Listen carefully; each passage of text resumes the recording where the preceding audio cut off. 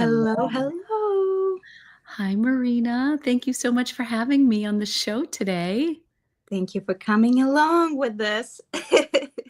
This was Um, like a fun, spontaneous plan. Like, let's do it this week. We were both free, and yeah, I'm excited to catch up with you. There are a lot of things I want to talk to you about, and I've been saving it for today. Ooh, I'm excited. I might Mm, have a couple of questions written down too, just fantastic. so I don't forget. It's always good to write things down. We're in the right place. Yeah, I was talking to someone today and they're like, "How do you forget things?" I'm like, "Listen, I have like three planners going on at the same time." I'm the worst. If I don't write it down or take a picture, it didn't happen. Like I don't remember things and I forget upcoming things unless it's written down and reminder sent and all that stuff. I need all the help I can get.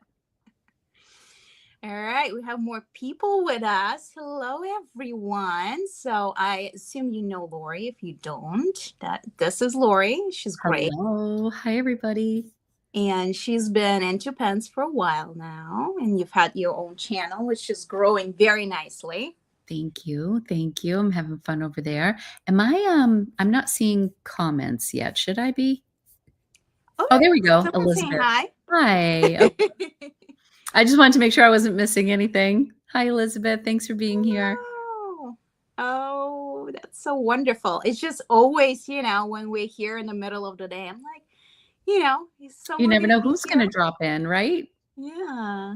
I like the daytime conversations. Like I feel like Vanessa and I, if we did an evening show, it would, potentially grow a little faster or with more people. But I just like the early hours myself. Hi, everybody. Hello.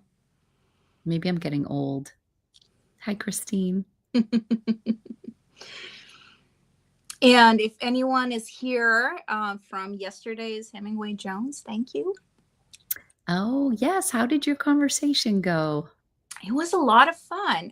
You never know how you do. And then I sort of hesitate to rewatch the replay, but I will at some point. Oh, yeah, you should. But You were fantastic.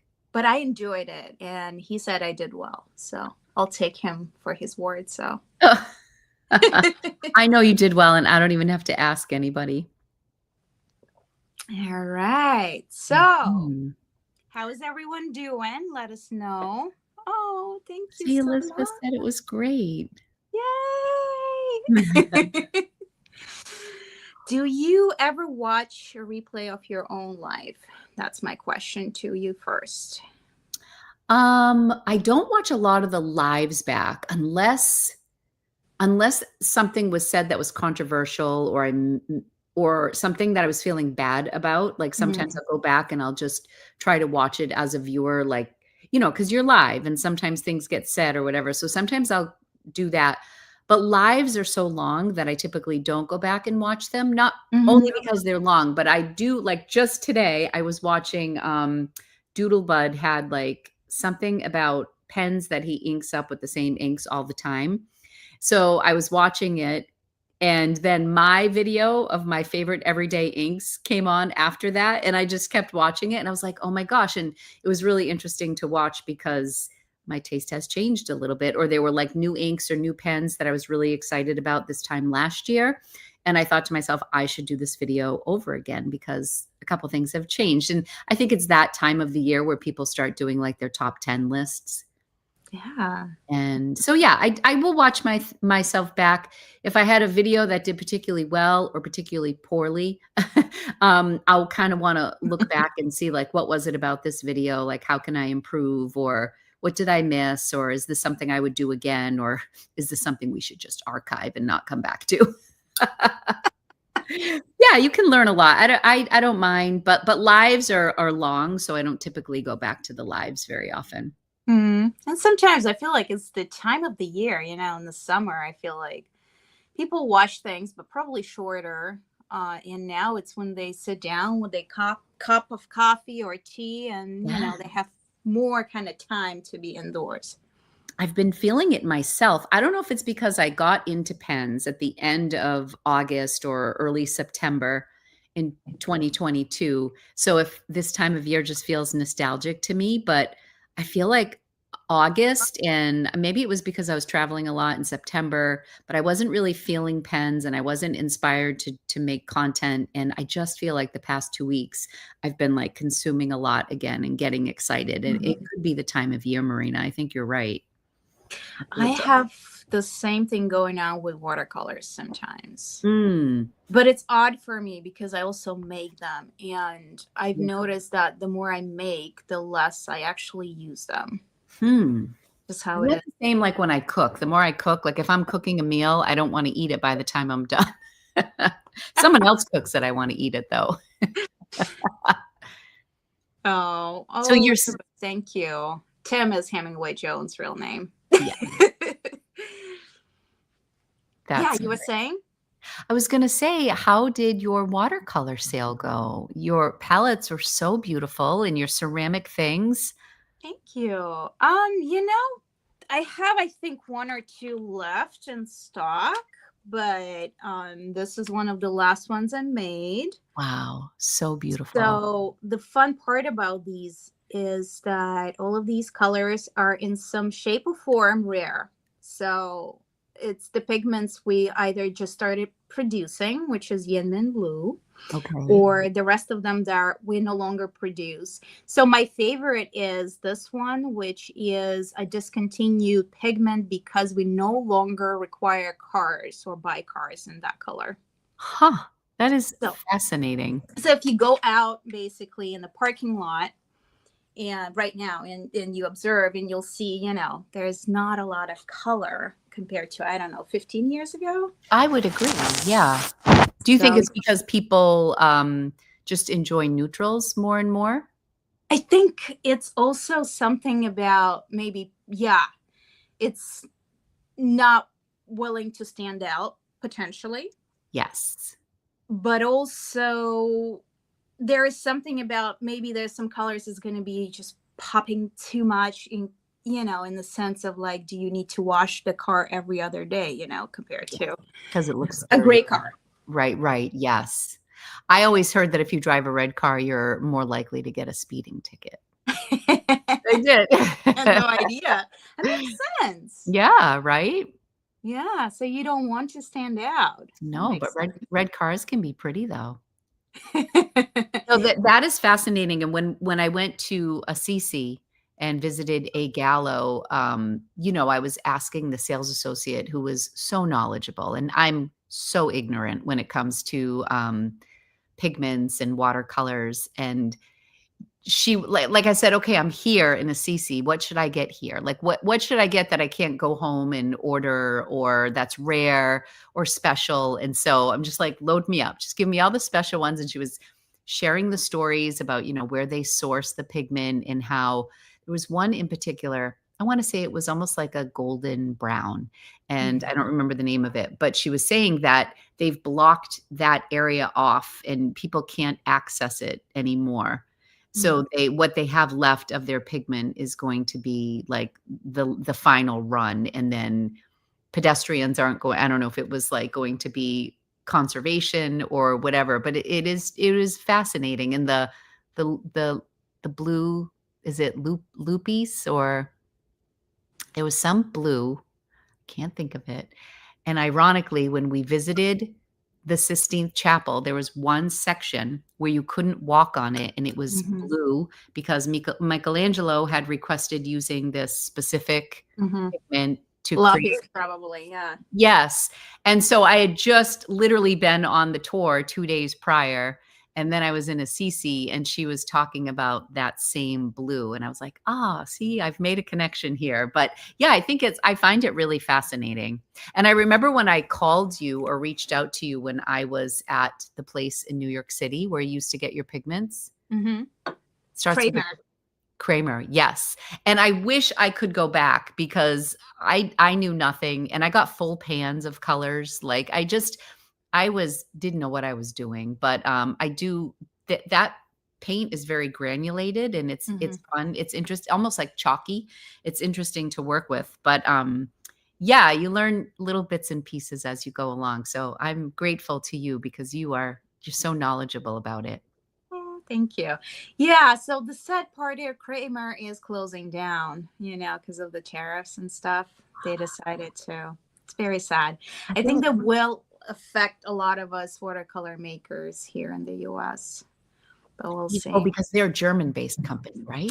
They're German based, so Mm. they only had one store, but it has been in New York since the 70s, I That think. is awful. And the store Mhm. was so pretty. Like that's what I mean. Like when I walked in, they had bags of the pigmented powder. And I was like, oh my gosh, this Mhm. is just fascinating. And I walked there from wherever our hotel was. That's really sad.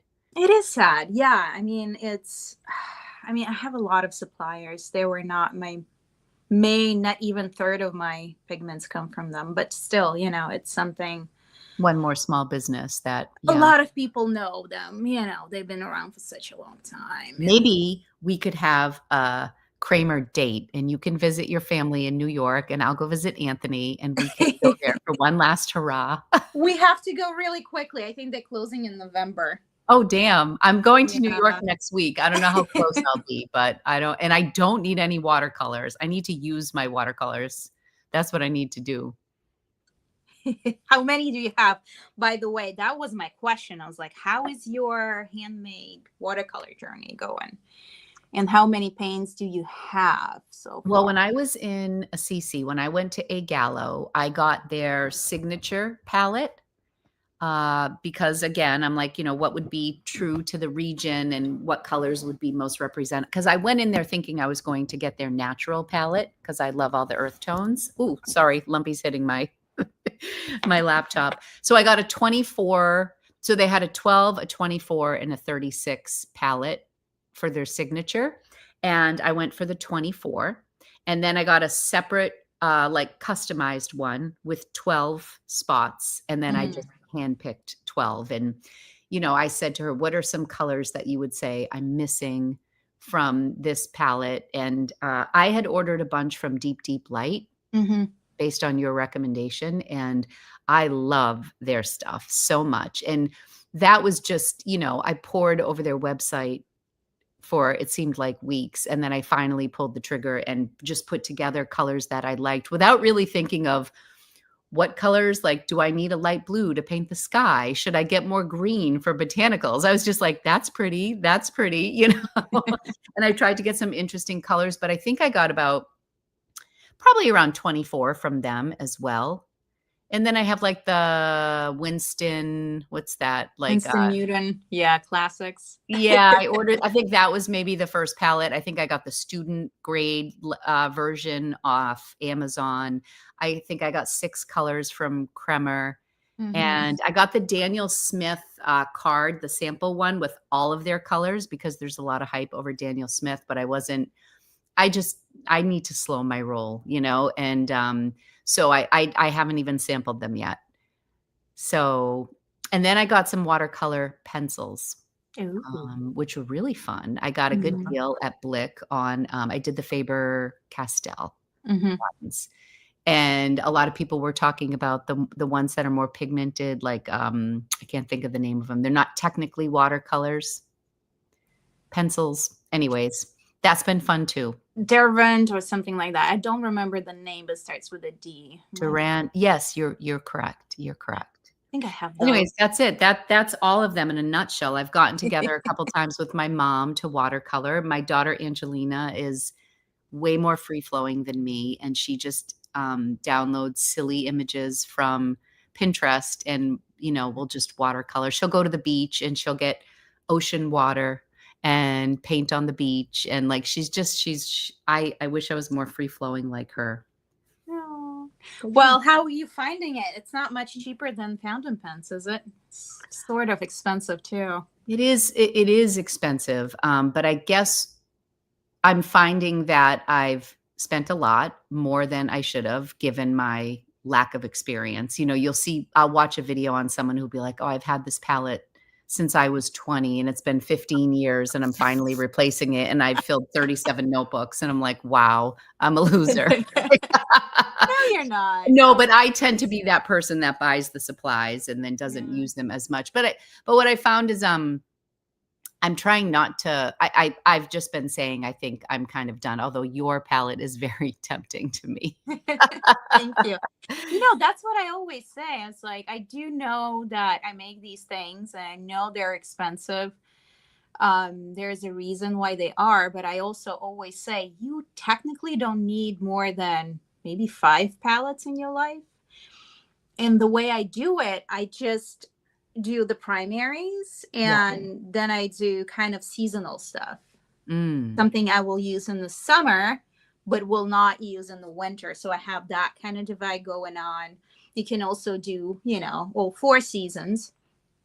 And then you can just have the fun granulating colors, like the ones that spoke to you with deep, deep light, where you could just have them on the side. Yes.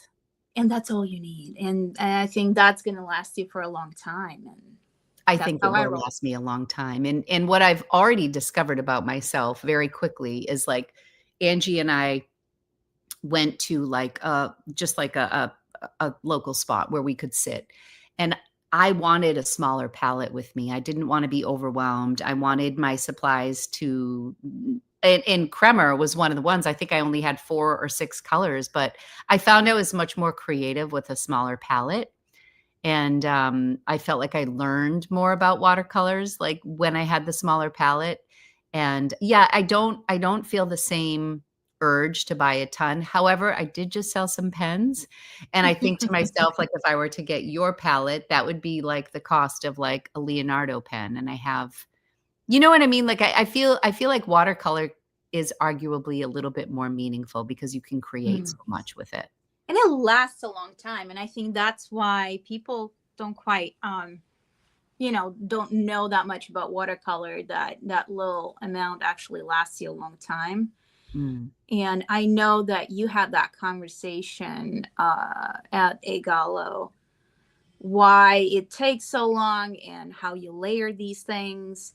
And for me, it takes like maybe 2 months to have that little palette, little pans filled up. That's crazy. Did you mention that? I feel like I've heard you talk about. Did you talk about that on Desk Chatter in your last I session? might have, I might have, but I mean, that's kind of, I'm mentioning it because this seems like a small amount. Let me take it out. But it's not. And it's probably going to last you years. Yeah. Plus, I love the porcelain too. Thank you. No, and that's what I'm saying. Like, that's why you saw that person probably have just one palette for, whatever years they had, right? And I feel Yeah. like that's kind of ingrained in our brains because we mostly think about oil paint, in those chunky tubes they have for oil paint and Yeah. like whatever, acrylics. But that's the charm of the watercolors. I feel like you can take them with you so much easily. I think what I'm struggling with the most, funny enough, with my watercolors is the sketching part. Like Mm. haven't I think I wanna use my fountain pen so badly, and I bought a bunch of, like, permanent black inks to try, and then, I'm using, like, less expensive pens, but, like, I haven't found my rhythm with what I want to sketch, and I Mhm. find that I enjoy watercolors more actually when I don't really have a hard sketch background. Like, Hmm. so, yeah, so I like doing landscapes and I like doing flowers and botanicals and leafy things, and, I've been enjoying that. So, yeah, I just like with anything, I just need to do it more. And you can always sketch on top, after, or you can just make two similar drawings and then just test it out, have both of them watercolored in the similar way. And then one is going to be traced, the other one is not. Yeah. But I also feel like the fountain pen situation is, especially when it comes to something that is more expensive in your collection, you really need a good ink, but also gentle enough. And that's the tricky part, finding something that's not going to damage your wonderful pen, right? But also it's going to work well with watercolors because not every permanent ink works, in my Yeah, experience. I mean, I feel like I could probably get a TWSBI and be really like, a TWSBI's pretty comfortable to me. And if I could just, for the longest time, I only used carbon black. And then I found I was getting some like crusties on a couple of my pens, and I'm like, maybe I'll try to branch out. And I really like Diatramentis ink, and I've gotten a couple. I don't think they're quite waterproof, but there's something between waterproof and not waterproof, and I can't remember the name of them, but I did get like a sepia from Diatramentis. Mhm. I don't know if it was like a drawing. I don't know, but yeah, and so I feel like that's where my struggle is. And sometimes I'm a wannabe sketch person. Like maybe I just want to sketch more and do urban sketching and keep everything black and white. Mhm. And then there's like that other side of me that wants to do the watercolors. But I think with fountain pens lately, I've been feeling a little empty, if I'm being honest, because there's just been so much purchasing of pens, and I'm somebody who actually journals every day. I write every single day, so it's not like I'm not using them. I just feel like for the price of some of them lately, it's been a little disheartening. Yeah, I know. It's actually part of my question. You just answered that one. Oh, okay. You know how I have everything written down right here. Yeah, I love it. Read your So, question. so tell me more about your recent decision to start buying and collecting in a more meaningful to you way. So you responded to that. It's Oh, yeah. Yeah, I mean, was I talking about it in my last video? I have a new Asvine pen, and yeah. and I had it next to the Fremora pen from Aurora, which I got because I had credit at Atlas. That's something I really need to speak about because Mm. it's a completely different way of thinking when it's store credit for me. Mhm. Like there are things I would just never pay for out of pocket, but when it's store credit, it's like kind of like monopoly money. Like I can have fun with it, and it's not necessarily being irresponsible because it's not like I would have cash otherwise. It's my bye, Angie. You heading out now, honey? Yes. Right. Actually, She's Aw. working in an event at work tonight. Are you going to go get a black shirt? yeah, apparently I need black pants too, so. Oh, geez. I definitely have black pants, Angie, hanging downstairs. On the bottom rack in the closet, they're hanging. You're Yeah. welcome. I used to work those events back in university. Yes, and she was having trouble accessing the account. She didn't realize she needed a black button down. So luckily we have like a Muji and a Uniqlo down the street. So she's going to try to go find them. But yeah, I feel so. I recently transitioned from getting store credit only to PayPal deposits, so money, and it's very different. Like once it hits my PayPal account in my bank account, I look at it so differently, and all of a sudden, and that's honestly what prompted me to sell some stuff because you were talking about the Burgundy Mont Blanc. Mm-hmm. And I don't know. I reached out to Mont Blanc because I really want the 149. I have the vintage, one of the last ones they've released. Is that a 146? 146. Yeah. Yeah, Beautiful. just straight up. I think it was 2004, 2006, the last production. Wow, that's been a long time. But my hope is apparently they discontinued because they found out that this resin is just a tad more brittle than the black one. Yep. So let's hope they fix that. I hope so. Yeah, because I would love to get that. But then again, it's like, do I really need that? I have two 149s, but like I really love burgundy. And then, whatever they're gonna charge for it is gonna be like, whoa, I'm sure it's gonna be like 13. But if you think about it, value wise, I do think that Mont Blanc probably still is the best bet. To hold its value. Mm-hmm. Yeah. I'll be right back. Love you. All right, honey, love you. Yeah, I sold my Lotus Blossom, and a sleeper. I decided in the middle of my video that I was going to let go of my Glacier, the Douai, and somebody bought it for $900. So I was like, oh my gosh. So now all of a sudden between those two, it was a little bit of like a bug. I'm like, well, what else should I sell? And what else am I not like really using and loving? So yeah, I feel very lucky. But at the same time, like I'm just shopping completely different now that it's my own money. So it's, I guess, in a nutshell, very different when you're working with store credit versus your bank account.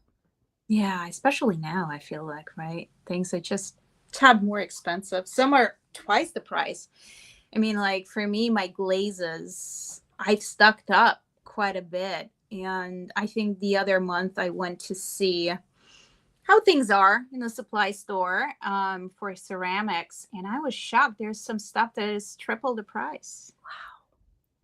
I think the pilot vanishing point, we mentioned this on our show on Monday. I think that's a really good example of, I mean, Shocking. I know they mark up their limited edition, but I mean, when I bought the whiskey, which was a lot of hype, and I waited 3 months and corresponded with the store manager at Itoya in Japan, who was nice enough to hold it for me until I got a forwarding address because they don't ship from the store. I think the price on that in Japanese, like when I converted from yen to US dollars, was like $280. And I think with shipping and everything, I think it was like maybe 30 or 40, and they had to throw out the ink. They couldn't ship it with the ink from Japan for whatever reason. But the new release, Violet Vanishing Point, is like $570 or $580. So literally double that price. And that was 2023 or 2024. So yeah, that to me is crazy, just crazy. So it becomes really hard to justify the price, and it doesn't have to be that expensive. And I think that that's what I've learned through, like I do enjoy the Leonardo. I know a lot of people diss the Yovo nib, but I feel like it's mass produced and put in a ton of pens for a reason, because it is consistent. Not that you need a collection of them, but I think you can have a really nice writing experience. And I would never say it's like a 149 nib, but I don't think it's any less of a hobby or experience if you're not writing with the 149. I mean, I know we both really do appreciate Mont Blanc and the special nibs, and like I actually Mm, think the Pelican nib is even nicer. Um, mm. but yeah, I'm just trying to slow down and enjoy the collection, because I am really guilty of just always thinking of the next thing, always. Yeah, I feel you.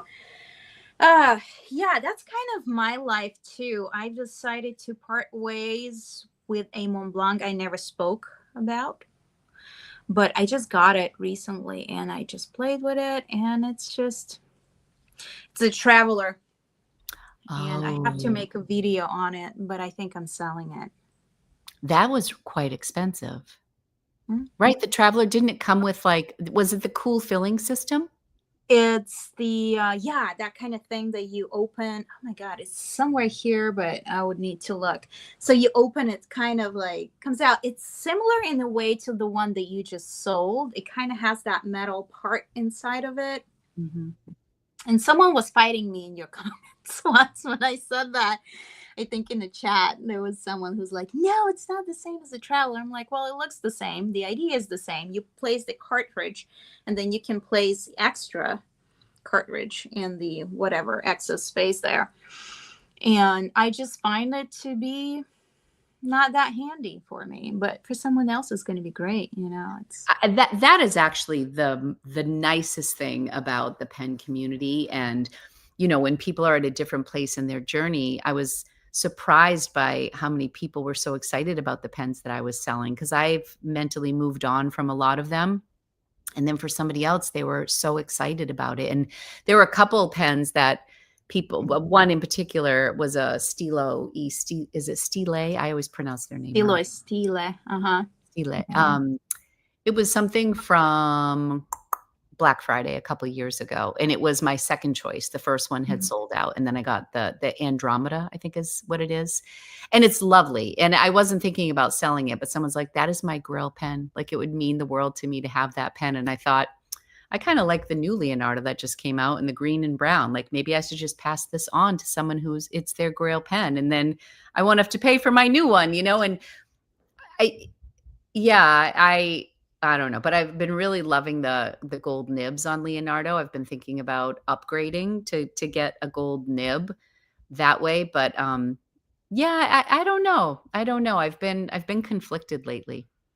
Yeah.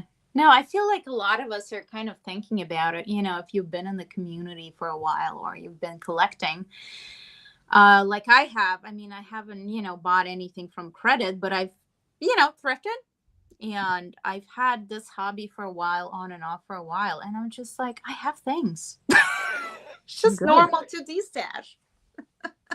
Yeah, I was talking the other day about I've been using my where is it? Well, maybe I left it at home. I always like have things back and forth. It's just my matte black Pilot Vanishing Point.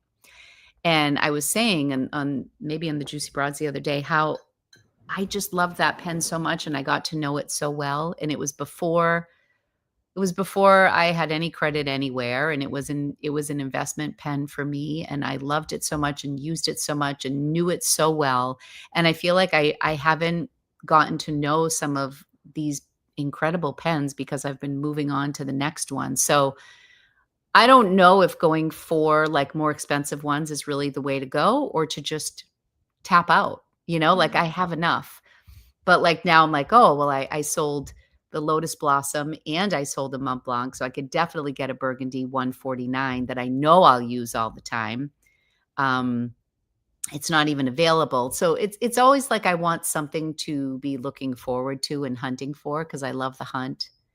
But I find it doesn't always land. There's a study out that shows there's more joy. People report having more happiness and joy planning for a vacation Yeah, than they do when they're actually on the on vacation. vacation. It's Yeah. the anticipation, and I feel that way sometimes with some of my pen purchases. I think Louise Carmen actually I love my Louise Carmen, so no shade to them, but that was a good example of I had so much joy I felt so much joy researching that. Like, I Mhm. loved watching other unboxings. I loved going on their website and thinking about the different colors. I felt this way with Deep, Deep Light. Hey, Hello. Karina, how are you? Hi.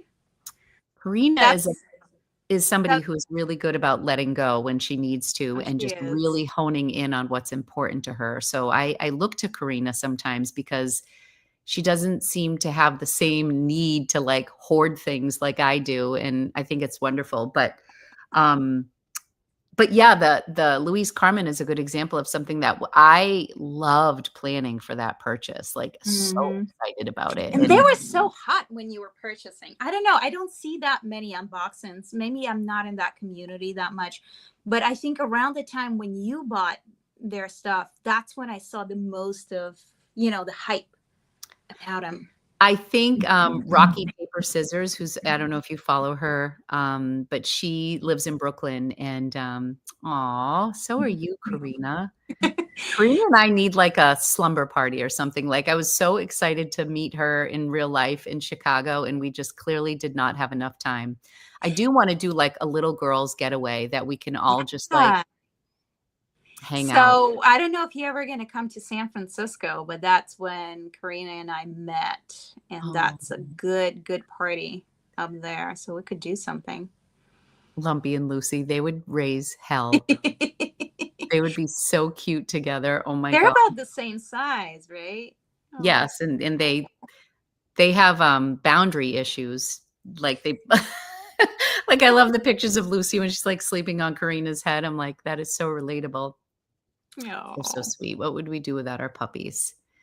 Yeah, so I don't know, but I feel really good that I let go of so many, and I like that in my video I identified the next wave. Sometimes I have to mentally let go and put it in a separate case and just live without it for a while and then think like, "Oh, am I missing that pen even? Mm. Or is this my sign that I don't, I'm not gonna miss this pen?" So here's a question.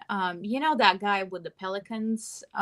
What's his name? The guy who only does pelicans. He has a blog. It's pretty awesome, remarkable. Pelican Perch. Oh, yeah, yeah. I Yeah. never remember his name, I but yeah, I not remember me. his story, how he just decided he's going to collect this one brand and he's going to stick with it. Would you do something like that? Would you like say go with Leonardo's only? It's just so not in my DNA. I've always said, I live in the gray zone so much. Like, I wish I could be more black and white sometimes. It's the same with reselling because there are resellers I know who Literally, they only sell shoes or they only sell denim, and they niche down and they know it so freaking well. Like they can identify a pair of Levi's and they'll know, the year it was made, if it was made in the USA, if it's vintage, what it will sell for. And I'm fascinated by it. But I am like that classic, like squirrel. Like I just get so, I like too many things. I always say that's why I struggle with weight loss too, because I like to eat everything. It's not like I'm just not a black and white person. And I wish I could be sometimes. But I mean, clearly I've leaned into Esterbrook's. And I was definitely at the point where felt very satiated with Esterbrook. And then I started working with them and for them. And so then that collection has grown. But I don't know that I would continue to buy Esterbrook pens. I think I'm definitely at the one out, one in point with Esterbrook. Like, again, if I'm paying for it myself, I would be more like, oh, I don't really reach for these, but I like this new color sort of thing, Like, for example, the Kingfisher is a beautiful pen, but the floral bungo box had my heart more than the Kingfisher. So I don't know if I would have, in my head, I thought, oh, I want all the bungo box collaborations. And I was lucky enough to get the Kingfisher because I did a live show for them. So I was able to get that one, but I don't know that I would have paid for that one. I don't know. So if I guess if I had to pick, I don't know if I could pick one. Could you, Marina? One brand, it has to be something with mad history like Pelican. I think I could if it was maybe Mont Blanc. But see, my struggle is I do not quite enjoy the modern Mont Blancs. Not in the same way I enjoy the older ones. And I kind of had this discussion with Hemingway Jones yesterday, but I think him and I both feel like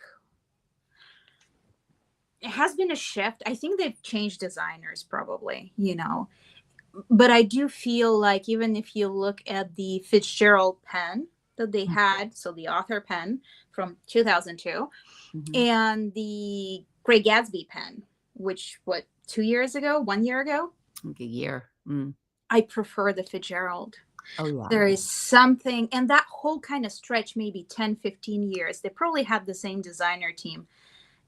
Every pen they released. So I think they did the Poe pen, the Hemingway pen, so many.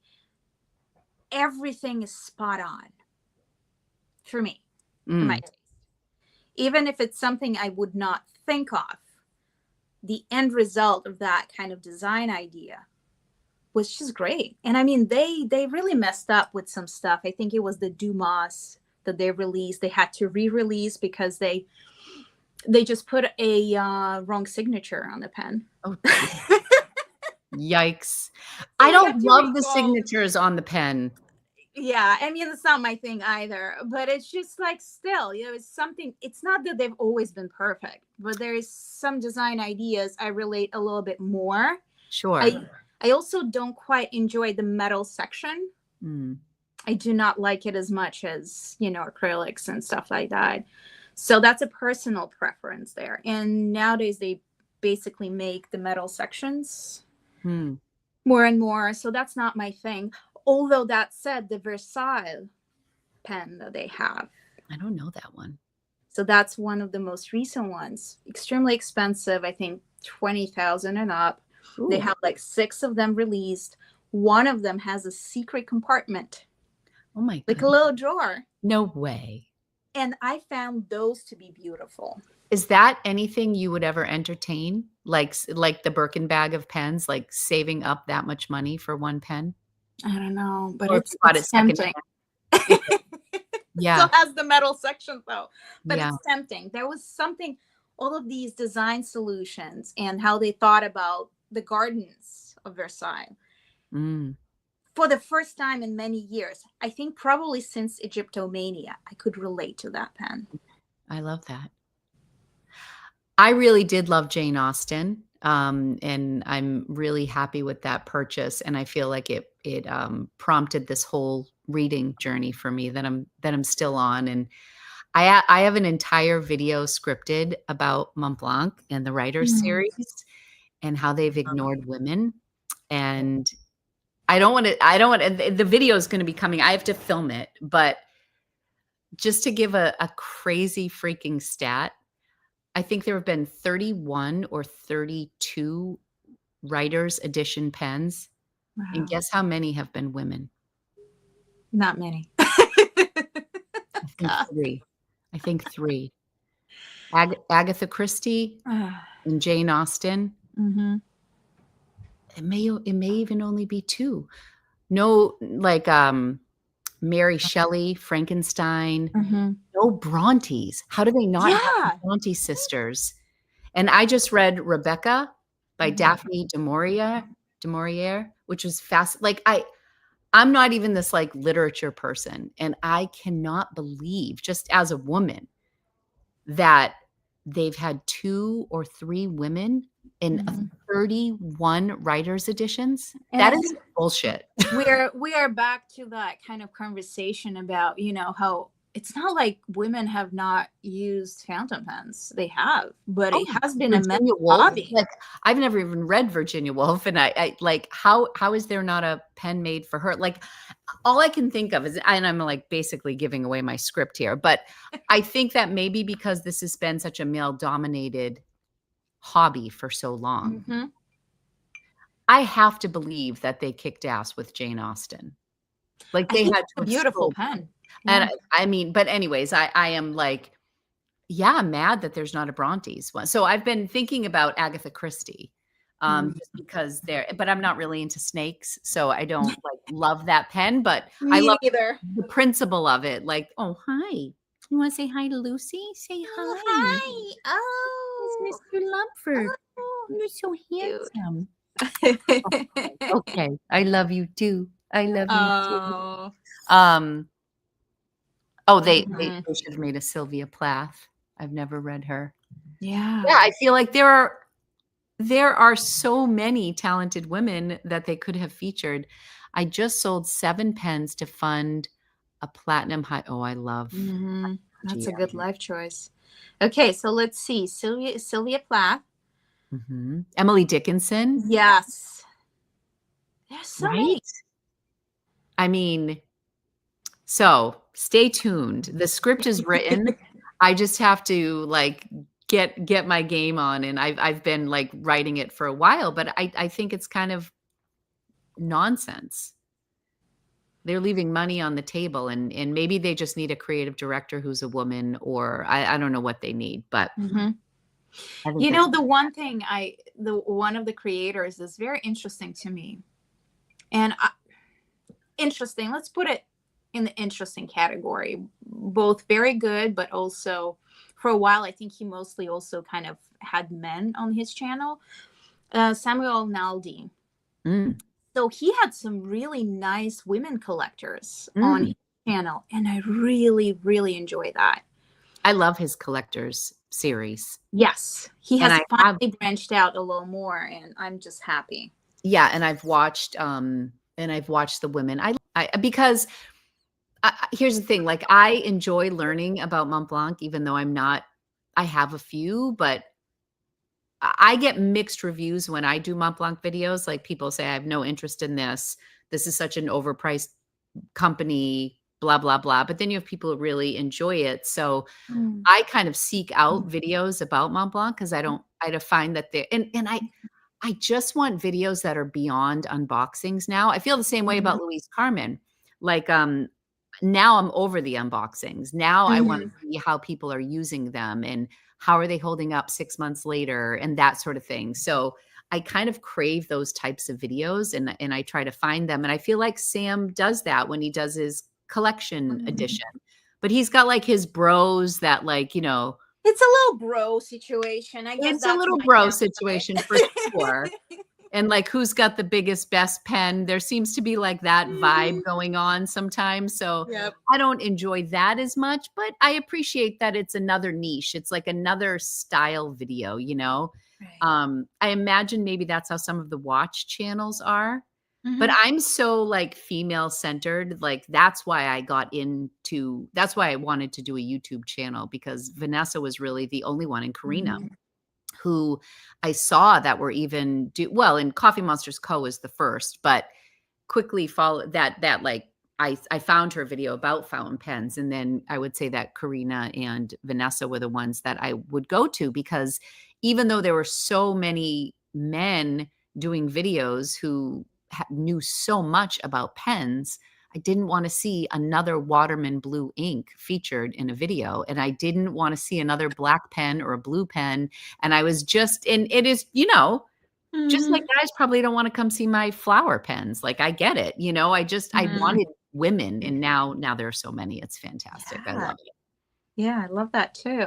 I'm just like, it's so funny. So sometimes I buy these vintage pens, and I have this vintage pen. Oh, I wish I had it somewhere here. Oh, I do? No, I don't.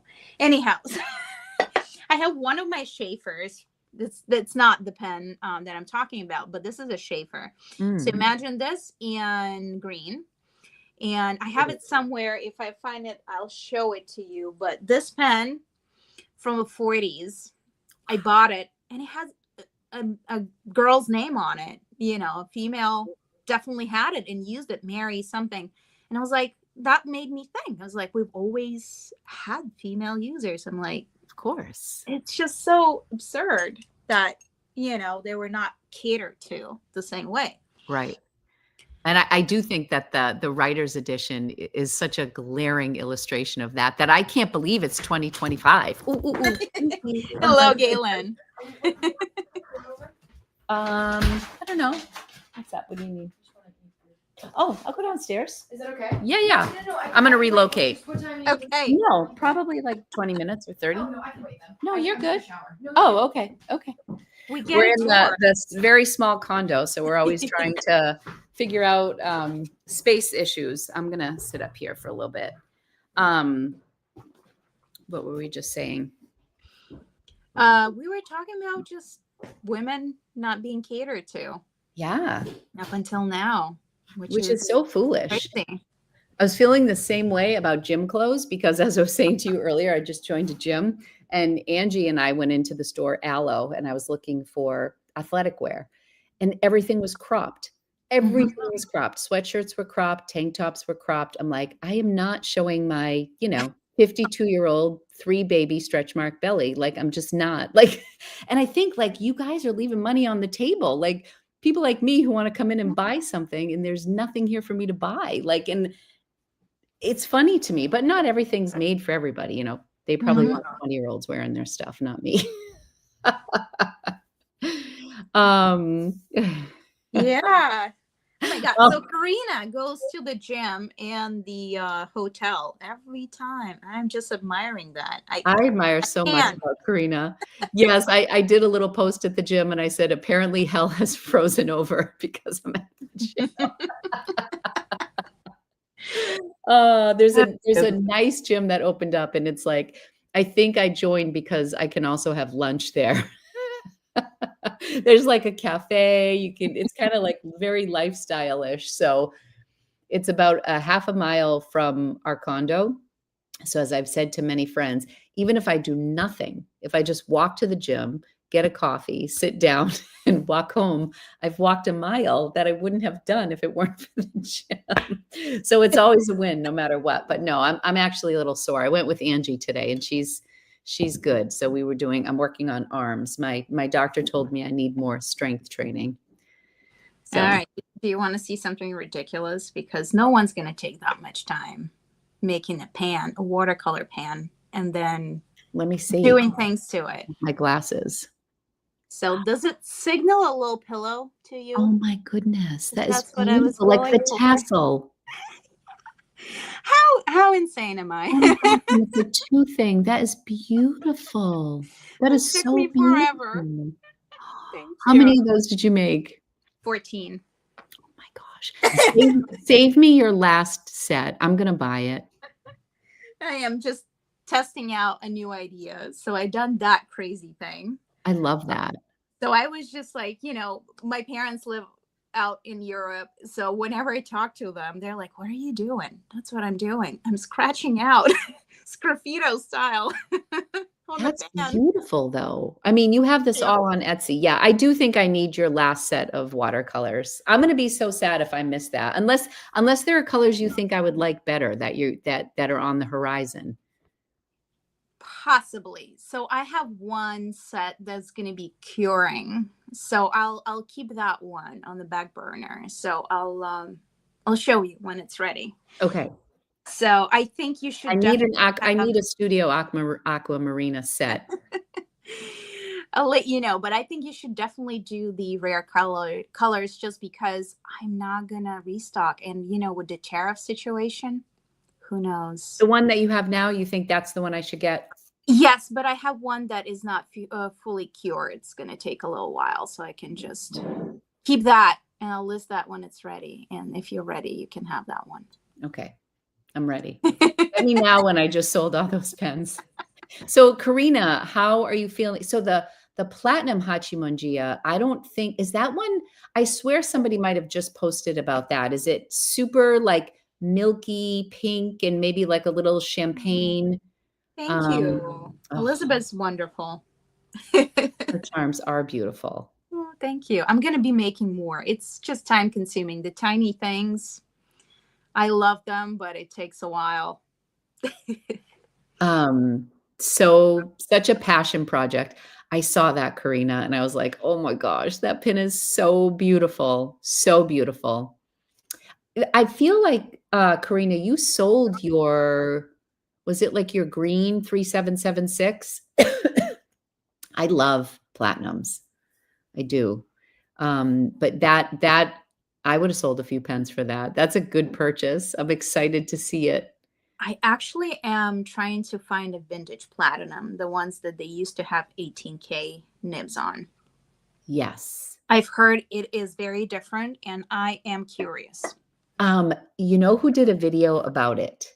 Journal with Jazz or Jazz, J-A. She's a California girl. She's big I think I into know. Yeah. superior labor. She hasn't really posted much lately. She I had used the to, baby, I think, recently. Is that the same? yeah, she's got a few. And I think she lived in Italy and she's been to Japan and very interesting. I love her aesthetic. And then she got into matcha. She went really hardcore into matcha for a while. But I did sell that a while ago. Back into really fine Japanese nibs now. Oh, She's not a juicy broad. she is not a juicy broad, but she's a juicy extra fine. I feel like she doesn't do dry nibs. She just likes the fine nibs. I have one of my platinum shape of hearts, the first one that my husband bought for me. He got it in a fine nib, a fine platinum, which felt very fine. But I had it worked on at Stationery Fest. And it's so good. And so I do like a fine nib when it's juicy. I just hate a dry nib, But I have one and I love it. So the one that I just showed you, the Mont Blanc, I hated it. It was the fine point. I bought a new old stock, Burgundy from 2006 from Germany.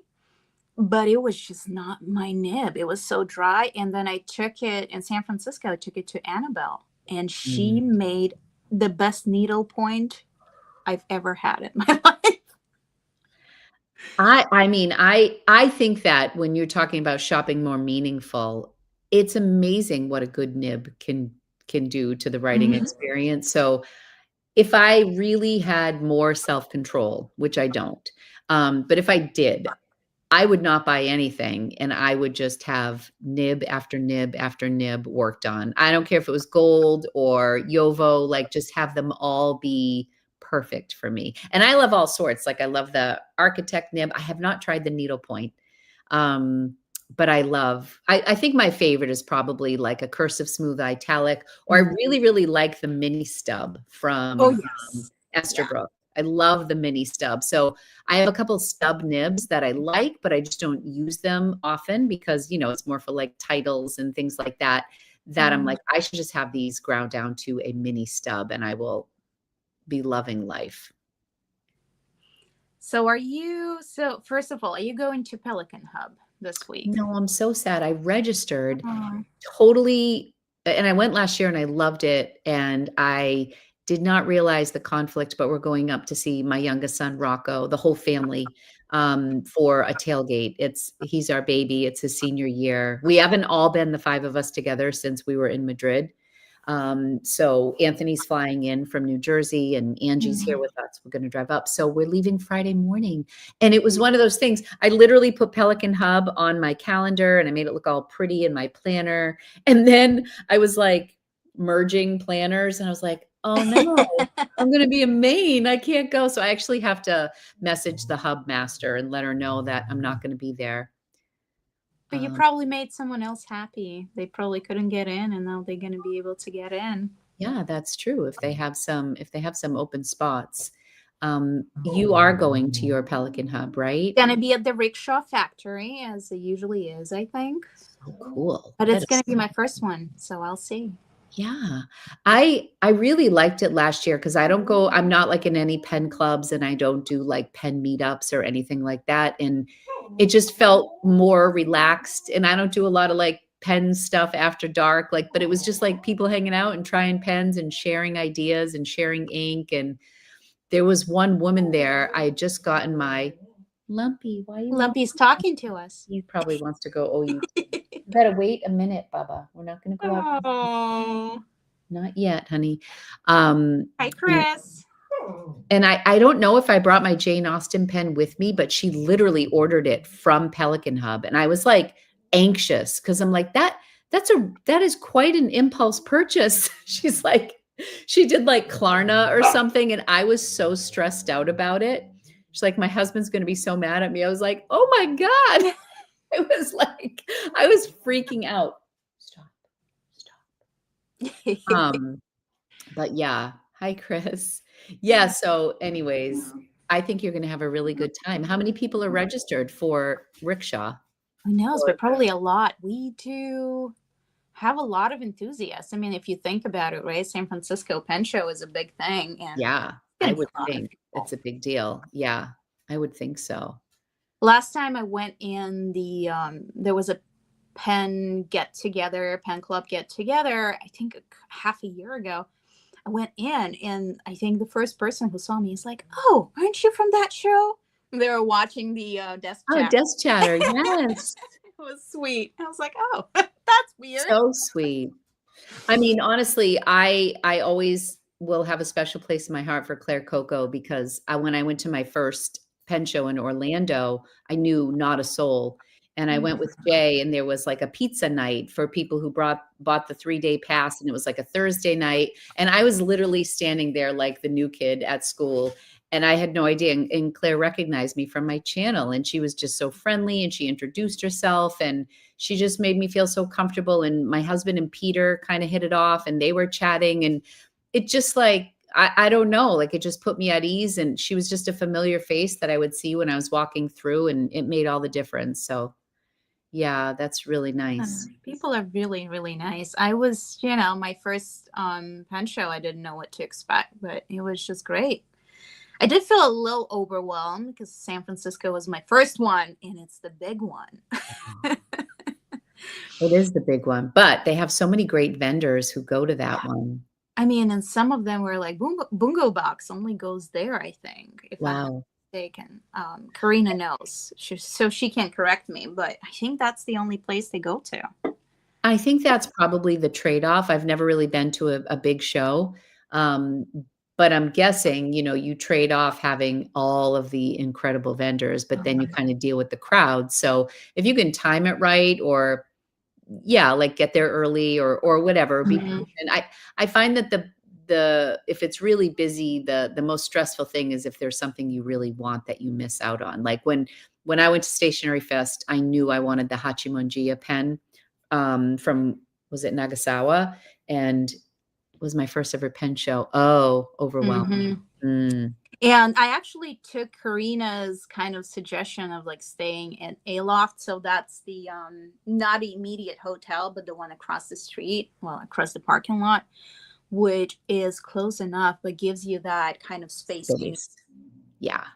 My husband does that every time he travels. Like if I go with him, he never wants to stay like in the hotel where everybody from work is going to be, because like you're kind of on all the time anyways if you're at these conventions, and it's just like a break for him. So no, I think that's a good tip, Karina. I like that a lot.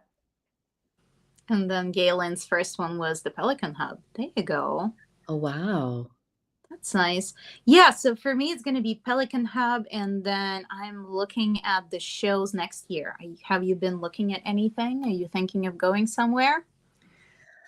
I feel like I just so dropped the ball on shows this year. Chicago was such a last minute decision and it was so awesome. So I would like to go back to Chicago. And I'm trying to coordinate with Jay because he has kind of a job that's national and he has to like visit different offices. So we kind of planned Chicago so that he could visit his Chicago office at the time of the show. And I was also thinking about doing that for the Pacific Northwest show. But then I was like, for me, that's like across the country and it was a smaller show. And I think it was around my birthday or something. I ended up not doing that. So I think to answer your question, next year, I would like to do Chicago again. I really cannot believe I missed my home show, Commonwealth, Mm. because we were in Italy. We got back Saturday night and I just didn't have it in me to go the next day. So definitely Commonwealth, definitely Chicago. And I want to go back to Stationery Fest next year in Brooklyn. About to say, yeah, they're Oh, back. yeah. Yes. So those are really the three. I don't know. I feel like what I want from a pen show, which I know it exists, is kind of like what we were talking about, like getting together and everybody having all their supplies out. I was big into scrapbooking. I used to sell creative memories for a decade. And we used to do like weekends away where we would just scrapbook and everybody would bring food and we'd get like a cheap venue, like at some hotel. We would do it down in Cape Cod quite a bit. And everybody would just get together, bring all their supplies. You could shop supplies, and it was just really fun. It wasn't just buying stuff. You know what I mean? And I felt like I would get a lot done. I'd bring stacks of photos and I would do all my memory keeping. And I loved that so much. And Mhm. I think Pelican Hub feels a little bit more like that. So I almost would rather like some sort of a retreat, like a pen scrapbooking, traveler's notebook, memory keeping retreat. Mhm. Right? I'll bring some watercolors. There you go. Yeah. Yeah, and I feel like one of my issues at least is time, you know? I want more time to do watercolors. I want more time to journal, more time to Mhm. sketch, and I feel like when I go to a pen show, I end up spending $1,000 and, like, plus transportation, and it's nice to see everybody, it is, Mhm. but I've been really craving, like, the creative side of things. Um That's what I was talking about with my husband the other day, and it's love the community, but there is, and again, coming back to the watercolor community where I come from, and it's not like we don't spend money. We spend a lot of money there too.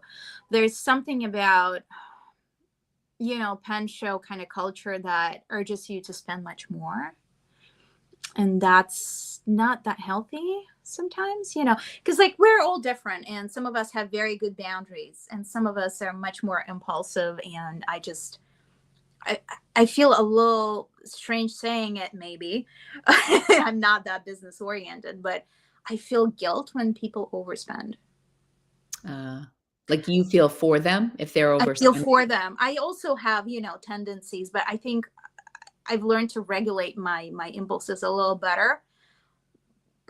I want people to enjoy it and not be like, why did I buy this? Yeah, you know where I see that a lot is, excuse me, the, Atlas Nexi the Atlas, Experience pen sales. I'll see Mm. people buy like 5 or 6 pens, and I'm, like, doing the math in my head, and I'm like, even if you can afford it, I'm like, "Wow, they just dropped, like, Mm. 1,300, $1,400, like, and I think it's that impulsivity, like, "Oh, I wanna get it. I Mhm. wanna claim it first." And, yeah, there's a lot of that, and, yeah, and I think that's why I haven't been as excited about pen shows, and I've never spent money that I don't have or can't afford or things like that, but it doesn't mean it feels good, Mhm. sometimes when it's so much. So I feel like a retreat would just be a really nice place to use all of Mhm. our stuff. And that's what we used to do with scrapbooking. Right. Like I remember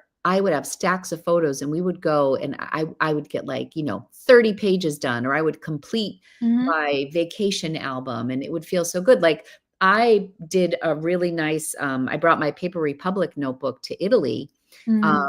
And it is stuffed with so much stuff. And I was journaling every day and I was feeling really good about it. And I feel like the one thing that's missing right now from my repertoire of journaling are photographs.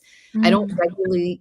regularly print photographs, and I've bought the little instant ones, a few of them, excuse me, and I just don't love the quality. And so I found this company, I can't remember the name of them, but they print little, like tiny little pictures, and Mhm. they'll do like a stack of 200 or however many you want. You can order 10, you can order 1,000, I'm sure. But I would love to do that because this year is the most I've ever traveled in my life. But we went to Madrid, I went to Paris and Amsterdam, and we went to Italy. And I went back Mm. to California for the first time in 26 years, which was really special. And I sobbed when I got to San Francisco because I left there and I was 8 months pregnant and I haven't been back since. It was really emotional for me. I had all these incredible trips and I journaled on every one of those trips, but I don't have my photographs to go with it. And I would love a retreat to get that Mhm. all in a book before I go buy more stuff.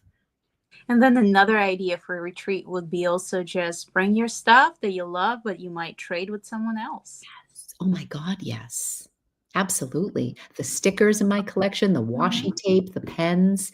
Yeah, that would be so much fun. I just can't plan it, but I will go. Same. Please, someone plan it. Maybe in Napa Valley, baby with wine. The valley would be so nice. That would be so nice. Ah, I wish. Oregon. Apparently, Oregon has some good wineries too. And I'm like, I'd love that. I mean, Combine it is with there a retreat with a the winery? Pinto. That Oh, would be yeah. really good. That would be really good.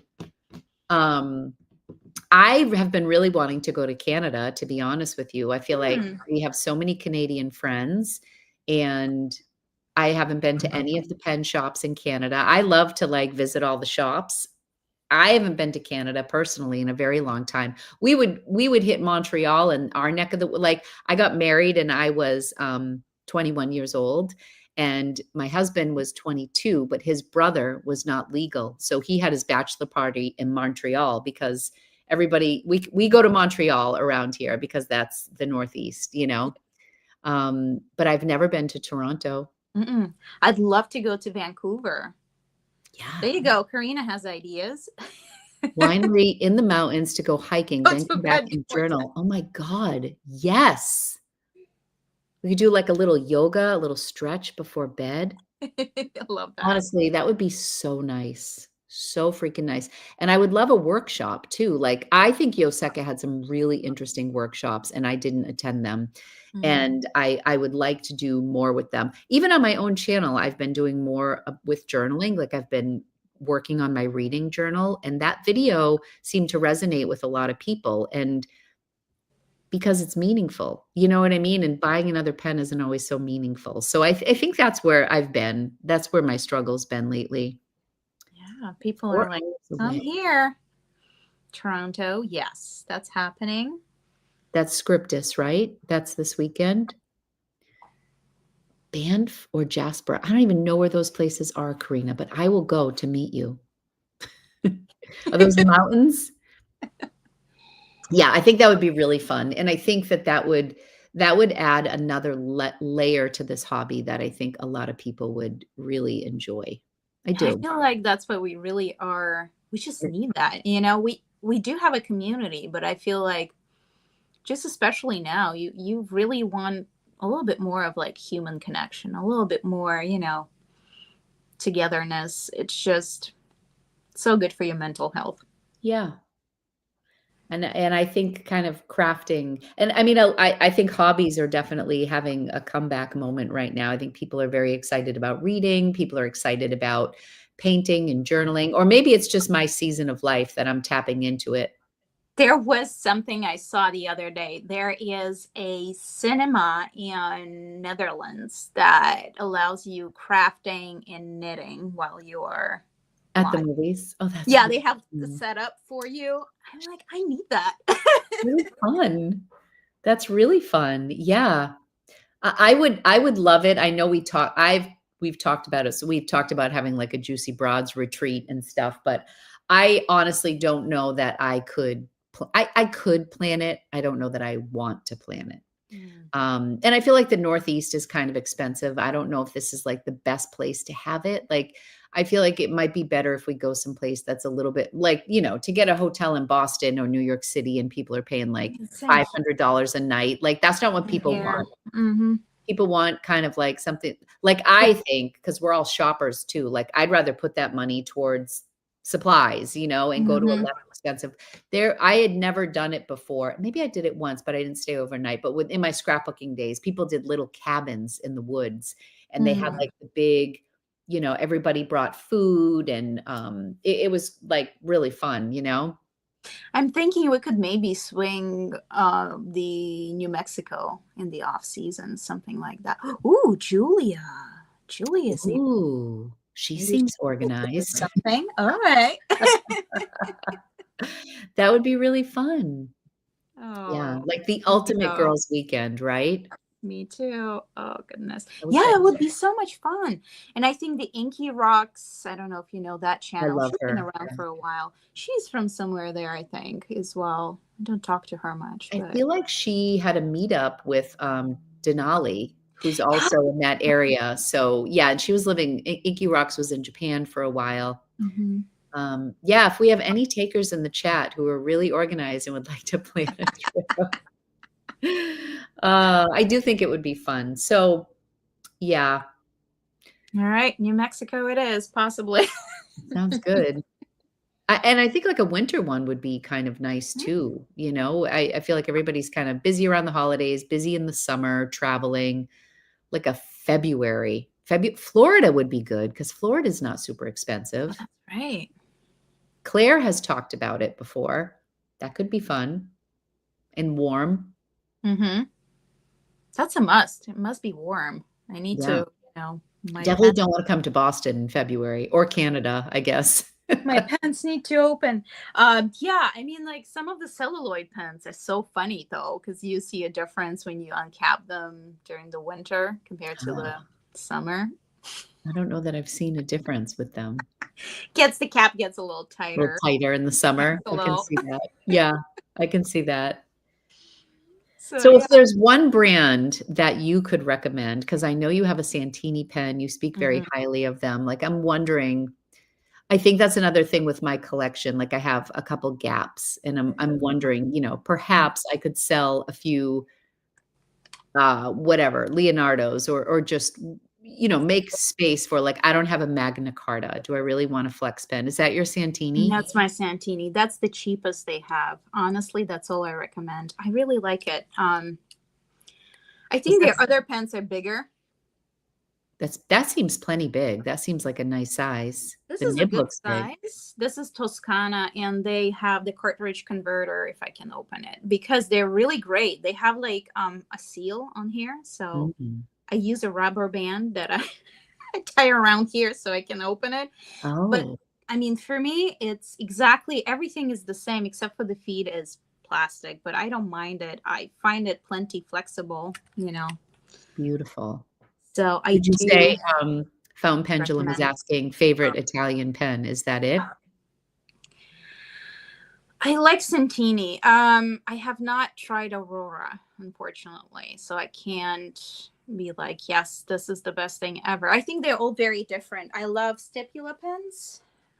They're hit or miss for some people, but for me, they've been great. Yeah. I don't have one of those either. I bought Oh, a pre-owned one with a broken, with a with a broken oh, this is my favorite. This is filler. celluloid. That is gorgeous. That's Stipula? Mm-hmm. Wow. Yeah, one of their first releases for their Etruria. See, that is just stunning. My goodness. If you can find this, I think you'll like it. It's worth it. Maybe And send me the make and model of that. That's beautiful. yeah. To answer your question, I don't really know. I have to get his leash because I may have to call it soon. Hold on. He's getting impatient. Oh. I can maybe stall him a little bit if I put his leash on him though. Come here, handsome. I love my Aurora pens. I think they are gorgeous. They're just I like just a little beefier pens. Like I like them a little bit more substantial.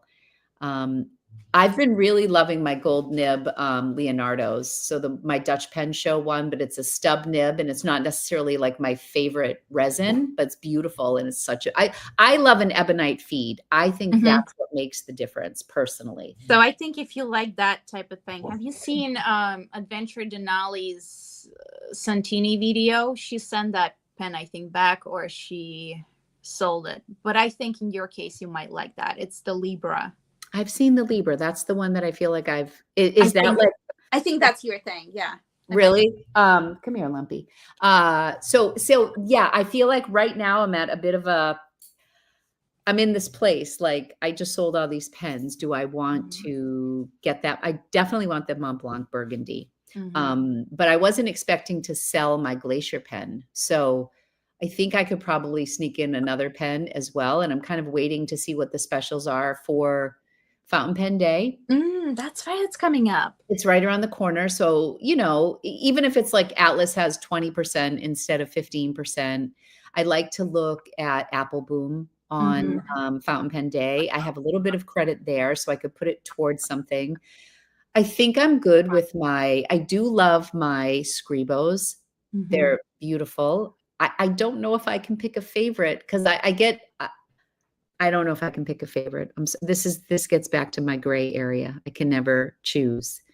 Obviously, my Visconti Homo sapien from a sentimental standpoint and writing experience is fantastic with the nib. But my nib was worked on twice by Matthew Chen, and now it's perfect. I kind of hear the same things about Stipula and Visconti in that respect, more or less. But although I think Stipula is a little bit more consistent. So Galen can tell me in the comments. Galen has really good taste. Very thoughtful buyer. I love her collection. So yeah, I have my Leonardo. So I definitely like the larger Leonardos, the Momento Zero Grandes. So I have the sand with a 14 karat gold nib that I absolutely love, a medium nib. And then I have the Dutch Pen Show one that is also that pen was so expensive. But it has the ebonite feed and it's kind of that thinner, the ebonite kind of goes, it's just a cool nib. I love them. And then I do love my Volterra is beautiful. I love my Fremora, but it's got the metal section and I don't like it as much as my Volterra or my ebonite from Aurora. And as far as my Scribos go, my favorite Scribos are also the ones that I've had work done. Annabelle did my Scribo Dandy to an architect nib, and it's absolutely beautiful. But I actually like the Scribo La Data better than the Feel. The Feel is faceted, so to look at it, I think the Feel is a prettier model because but the grip section, right? Yeah, but I feel like the La Data is more comfortable for me. And I have the Orefici in the La Data, which is beautiful, but I bought it pre-owned at the Dutch Pen Show from the guy who photographs for Scribo. He's the photographer. So he was selling his Orefici, and I love it, but it was a broad flex or something like that. And so it was like, a marker. And then what's his name? Matthew Chen brought it in a little bit for me, made it like a cursive smooth, but it still has the flex, but it's not as wide. So I do love my Scribos, but they're getting so freaking expensive too. I still have not owned one. I mean, I might get something secondhand, but at this point I was like, I'm not gonna.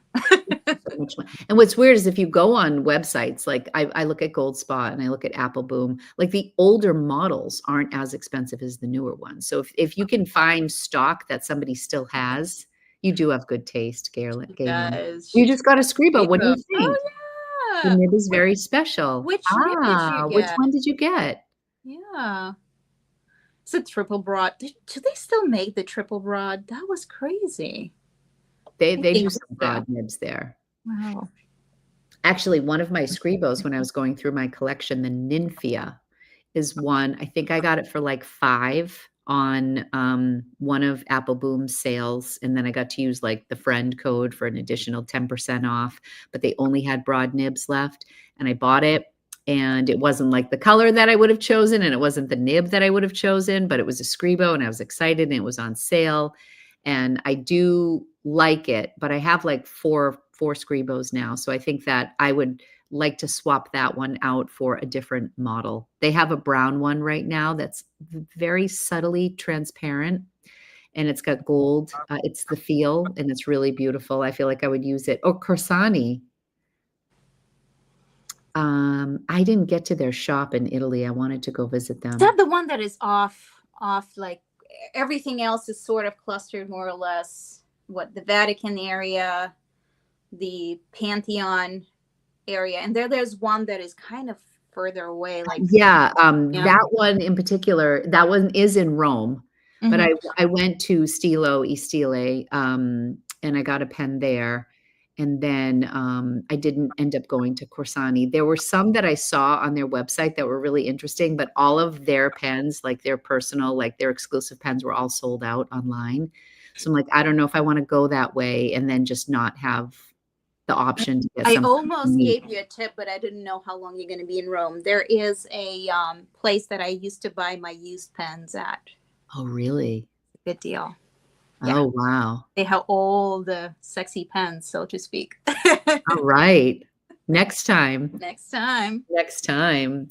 Although I didn't love Rome. I mean, it was just very, I liked the country on this trip. Ooh, the extra fine flex. How is Wow. that? That's a needle point. Yeah.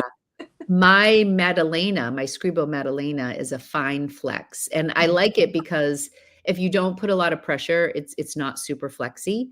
So you can actually use it just like a fine.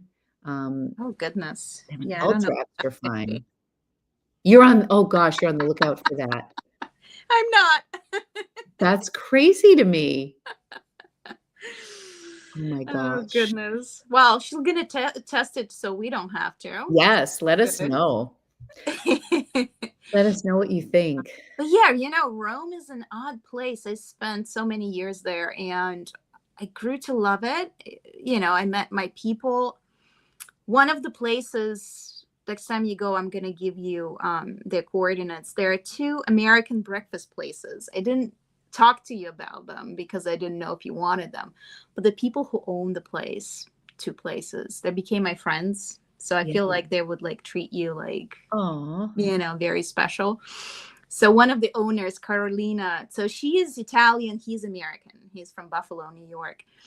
And so I walked into their store and, after like 8 years of not seeing them, and she just cried and it was just such an emotional, beautiful moment. And I'm like, there I was thinking no one's going to remember me. Those damn Italians, we're so emotional. Wonderful. Yeah. I was like, sure, Rome can be a lot, but when you have those moments, those people, I'm like, that's what made it so special. I mean, any memory is tied to the people and the experiences, right? Hello, howdy. Hi, hello. Yeah, I was taken aback by all the graffiti. I was really surprised by all the graffiti everywhere. It kind of made me nervous. And like, I think by just even partway through the first day there, I was like, oh, it's no big deal. This is a really nice part of town. But that definitely threw me off a little bit. Where did you stay? Did you stay Trastevere or did you stay close to Pantheon area? Would you guys end up with? Where did we walk to? I think we walked to the Pantheon. I feel like we were close to a college in Rome. Honestly, that was our first day and I was so out of it. We stayed at a Citizen M hotel and I went in and I crashed. And then we walked to Stilo e Stile and we had our best meal in Rome. I don't remember the name of the restaurant, but I was so out of it. That was my most jet lagged part of the trip. We did the Vatican, which was so freaking busy. And we had like a semi-private tour and it was still so overwhelming because we had just done the Louvre in June and it wasn't as busy as the Vatican was. And I know it's, what's the special thing happening this year? It starts with a J. What is it? It's a special Jubilee. Yeah. So but I mean, they were saying it's not as crowded as it usually is. I don't know. I lived through one of them. Yeah, it was crazy. So one of my apartments used to be, I used to listen to Pope Francis on Sundays from my window because my window was like That's so facing the cool. Vatican. And Yeah. I had Wow. these people just like literally just line outside my apartment building because how crowded it was. People wanted to get into Vatican, and it was Wow. just like, wow. I didn't realize it was like a fortress around the Vatican to like even Mhm. get in. And, you know, it was great. I'm really glad I did it, you know. In fact, my family, so there's a street named after my great grandfather. So my Oh, maiden name is Salvi. And in my on my dad's side of the family, it goes Nicholas Francis, or Francesco. And there's a street right across from the Coliseum called Nicola Salvi. So I went and took a picture, and then I was doing some research because when we went to Ascoli, one of my other another great grandfather helped to build a church, and I kept searching Nicola Salvi, no, Francesco's Nicola Salvi, but it was actually Francesco who had helped build the church in Ascoli. But in researching, when I typed in Nicola Salvi, it turns out that my great grandfather was one of the architects who designed the Trevi Fountain. there you go. Yeah, and I was like, "Are you kidding me?" Like, and so like I did, and he ended up not finishing it. He passed away before, and somebody else like, but I, and then we walked by the Trevi Fountain, which again, it was literally just hundreds of people with Mhm. their cameras up like this. I But have a tip for you. You come at night. You come at like 2, 3 a.m. yeah, and it was just like I think I was just discouraged by the level of the touristy things that I Mhm. couldn't really enjoy in Rome is all. And so when we went to the country to visit like the towns where our ancestors are from, or even Assisi, where the St. Francis Basilica is there, um, the Stipula of Marina. Yeah. But yeah, that's a good tip. How long did you live there? 4.5 years. Well, I took one semester off because I burned out. And my mom was going through some health problems. I'm an only child, so I decided to just stay with my parents back home. And so I took one semester off technically, but I didn't because in the meantime I went and audited classes and took classes for credit at the Stockholm School of Economics. Oh wow, that is But I did 4 full years in Rome studying diplomacy, international relations. So it was just prime spot for all of that. oh, yeah. What a great experience. Well, I Yeah. mean, I don't think I realized that that was your hub. Yeah, that was it. That was my Yeah. little a funny story. That's where I actually learned English on this level because I kind of surrounded myself with this American bubble. So I had a lot of classmates from all over the US. So I Wow. had someone from Boston be my roommate at some point, and it's like it was just so amazing. I mean, my And where did husband you grow up? I grew up in Northern Europe, so like I've never had much of an experience besides seeing like US on TV and like Mm, having whatever stereotypes but people have usually, right? So like meeting so many people, like not needing to go to a different state but having so many people around you and like giving you little bits of knowledge. I had this wonderful roommate from Texas once, and she was so funny because for her, she couldn't understand how Romans don't have quote unquote backyards. And I'm like, they don't have backyards. That's just not a that's thing. just the city. Yeah, yeah. Because there's so much land in Texas. I know it was so funny though, and everyone talks slightly differently. It was just such a good cultural experience for me from that standpoint. And but Italian for me and all the Italians I've met, they're kind of in the context of that, American university and food, because that's when I Mm, got to speak Italian mostly, ordering mm. food and getting around. What is your first language?